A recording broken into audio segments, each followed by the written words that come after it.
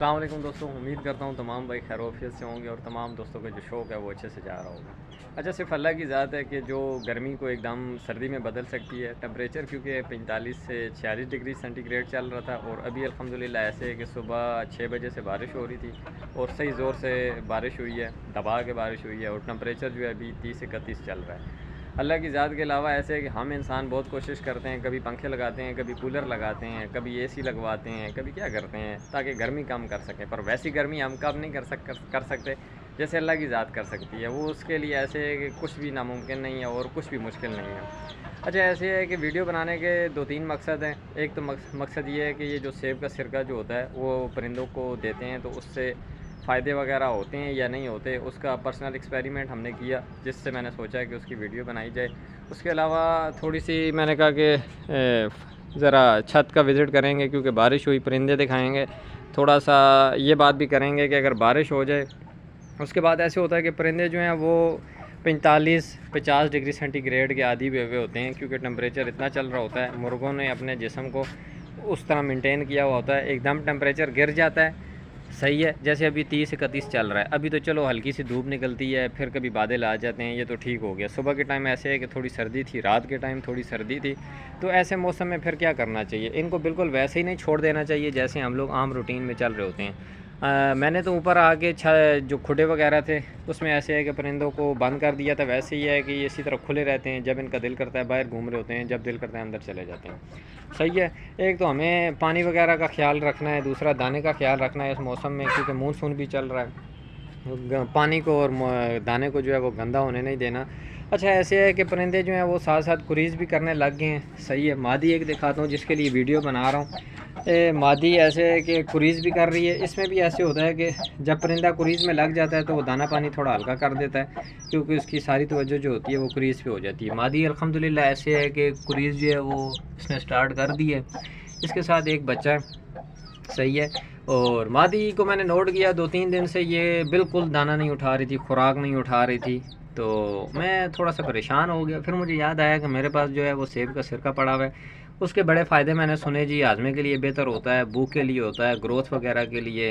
इसके अलावा जो है वो अगर आपके परिंदों में कोई जर्म्स वगैरह, बैक्टीरिया वगैरह बढ़ रहे हों तो उनको भी ख़त्म करने के लिए उधर ही उनको रोक देता है, उनका ख़त्मा कर देता है। तो मैंने कहा कि इस्तेमाल करवा के देखता हूँ उससे क्या होता है। अच्छा, ऐसे है कि उसको बिल्कुल आपने दवाई के तौर पे इस्तेमाल नहीं करना, उसको एज अ स्पोर्ट के चलो जी हल्की फुल्की स्पोर्ट मिल जाएगी, जैसे हम लहसुन वगैरह, अदरक वगैरह अपने परिंदों को देते हैं, ये सोच के नहीं कि वो यार वो किसी बीमारी का इलाज है, बस इसलिए कि चलो उनसे उसको फ़ायदा हो जाएगा। सेब का सिरका ऐसे है कि पानी में इसके साथ साथ मैंने सारे परिंदों को दिया, 2 दिन दिया।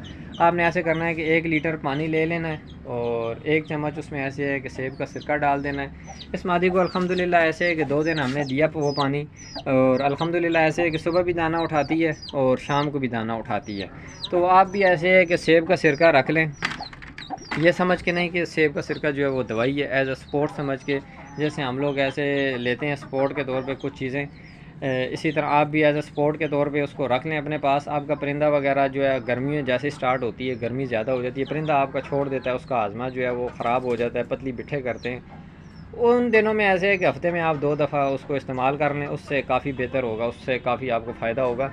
अच्छा, उसके साथ साथ मेरा दिल था कि इन पट्ठों का शो करवाऊँगा। ये सही है, इसको आप गौर से देखें, मैं इस तरफ से शायद रोशनी नहीं पड़ रही, इधर से दिखाता हूँ।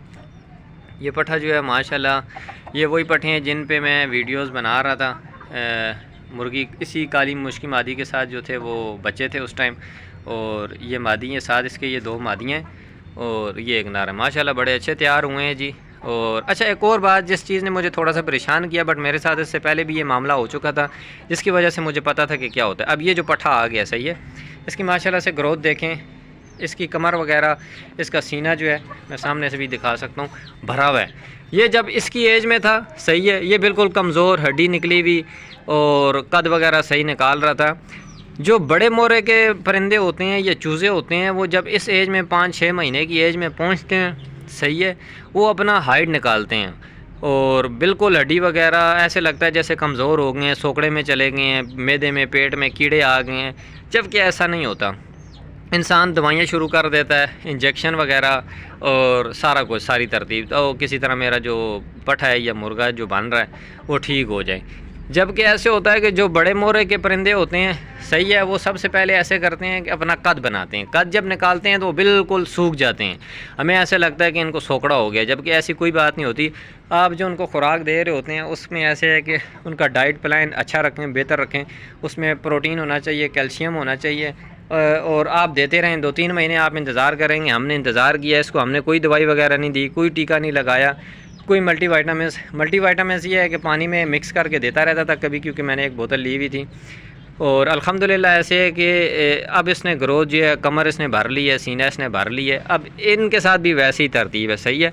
अब बज़ाहिर कोई बंदा देखेगा तो उसे लगेगा यार ये जो परिंदे जो हैं, या पठा जो है ये सोकड़े में जा रहा है, क्योंकि कभी कभी खाते हुए बैठ भी जाता है, बंदा कहता है यार ये तो टांगों से भी कमज़ोर है।